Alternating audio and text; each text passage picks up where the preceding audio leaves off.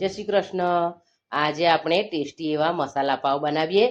એની માટે મેં કુમઠી 15 નંગ અને 5 નંગ તીખા લાલ મરચાંને 1 કલાક માટે ગરમ પાણીમાં પલાળી રાખ્યા છે।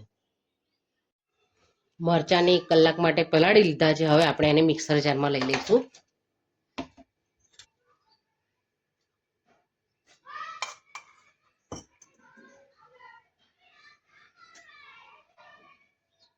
આપણે એમાં લસણ ઉમેરી લઈશું, મીઠું ઉમેરીશું,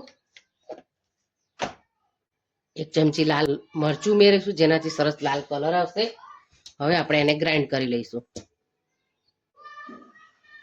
આપણી ચટણી તૈયાર થઈ ગઈ છે। હવે આપણે એને એક બાઉલમાં લઈ લઈશું।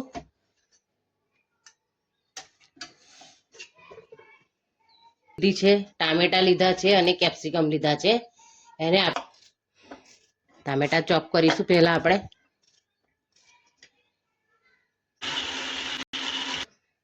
ટામેટા ચોપ થઈ ગયા છે। આપણે એને એક બાઉલમાં લઈ લઈશું। ડુંગળીને પણ ચોપ કરી લઈશું।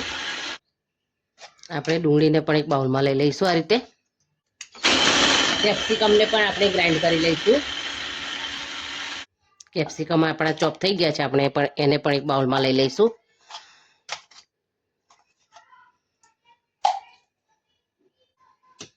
આપણે પાવને કટ કરી લઈશું।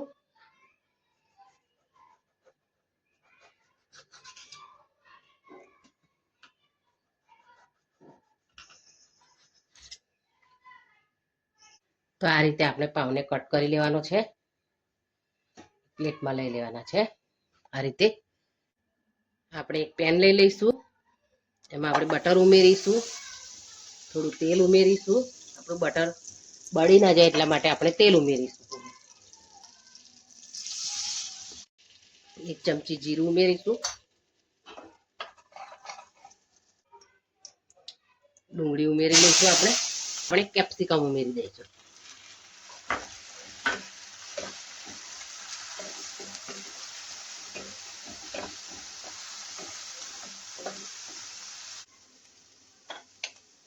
ટામેટા ઉમેરી દઈશું।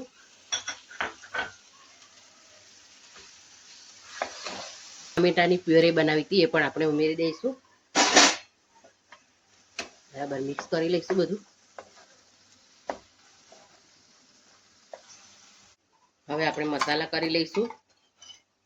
જે મરચાંની પેસ્ટ બનાવી રાખી હતી એ પેસ્ટ આપણે 1 ચમચી ઉમેરીશું। તમારે તીખું ગમતું હોય તો તમે વધારે ઉમેરી શકો છો।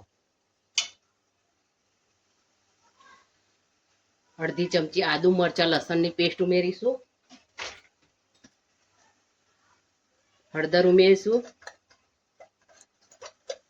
લાલ મરચું ઉમેરીશું, ધાણા જીરું ઉમેરીશું, 5 ચમચી ગરમ મસાલો ઉમેરીશું, પાવભાજી મસાલો ઉમેરીશું, મીઠું ઉમેરીશું। બધા મસાલા બરાબર મિક્સ કરી લઈશું। હવે આપણે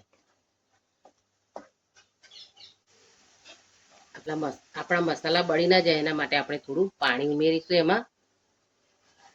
હવે આને બરાબર આપણે થોડી વાર ચડવા દઈશું।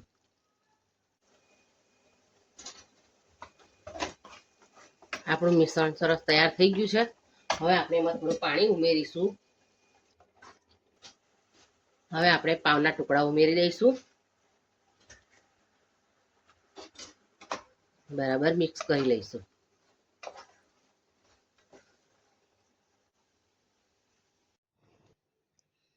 તો તૈયાર છે આપણા ટકાટક મસાલા પાવ। એને મેં ધાણા ભાજીથી ગાર્નિશ કર્યા છે। તો તૈયાર છે આપણા ટકાટક મસાલા પાવ। હું ટેસ્ટ કરીને કહું છું તમને કેવા બન્યા છે એમ। ખૂબ જ સરસ બન્યા છે। એક વખત તમે મારી રીતે ચોક્કસ બનાવજો અને મને કોમેન્ટમાં લખીને જણાવજો કે મારા બનાવેલા મસાલા પાવ તમને કેવા લાગ્યા। અને મારો વિડીયો ગમે તો તમારા મિત્રો અને પરિવારમાં ચોક્કસ શેર કરજો અને મારી ચેનલને સબસ્ક્રાઇબ જરૂરથી કરજો। Thank you.